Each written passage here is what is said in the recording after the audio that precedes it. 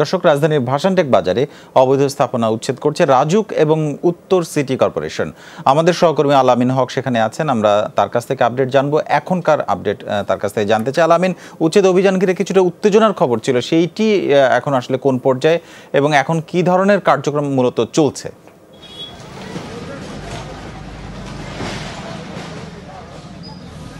হ্যাঁ জোহা, উত্তেজনার খবর আপনি শুনেছিলেন এবং সেটি সত্য। এবং তারপরেই কিন্তু ঢাকা উত্তরের মেয়র আতিকুল ইসলাম এখানে আসেন এবং তিনি স্থানীয় কাউন্সিলর সালেক মোল্লার সঙ্গে কথা বলেন। কাউন্সিলরের সঙ্গে কথা বলেই কিন্তু কাউন্সিলর সেই উত্তেজিত জনতার সঙ্গে কথা বলেন এবং আমি দেখেছি যে হ্যান্ড মাইকে তাদেরকে বলা হচ্ছিল তাদেরকে এই সব রাজুকের যে কার্যক্রম সেটিতে যেন বাধা না দেওয়া হয়, সেটার জন্য তাদেরকে অনুরোধ করা হচ্ছিল। এবং তারপর থেকে কিন্তু আসলে আমি কাউকে আর বাধা দিতে দেখিনি এবং তারপর থেকে রাজুকের এই উচ্ছেদ কার্যক্রম কিন্তু চলছে।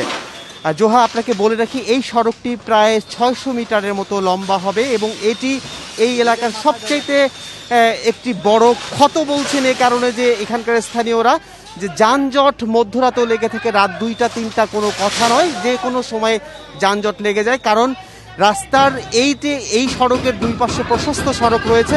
এই প্রশস্ত সড়ক ধরে যেসব ট্রাক, কাভার্ড ভ্যান এবং যেসব গাড়ি আসে সেগুলো কিন্তু এই সড়ক ধরে যখনই ঢুকতে যায় তখনই আসলে যানজটের সৃষ্টি হয়, যে কারণে আসলে এই সড়কটি 17 ফিট রয়েছে, কোথাও কোথাও 15 ফিট রয়েছে।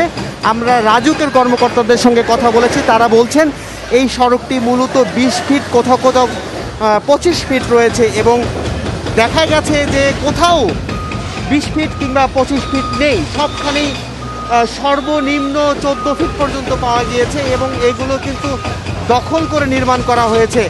এই যে ভবন আপনি দেখছেন, সুউচ্চ ভবন, কিন্তু 4 তলা 5 তলা এবং আমি দেখেছি 10 তলা ভবন পর্যন্ত নির্মাণ করা হয়েছে রাজুকের এই সড়কের জায়গা দখল করে। এবং আমাদের সহকর্মী আলামিন হক জানাচ্ছিলেন সরাসরি রাজধানীর ভাসানটেক বাজারে, সেখানে উচ্ছেদ অভিযান এখনো চলছে।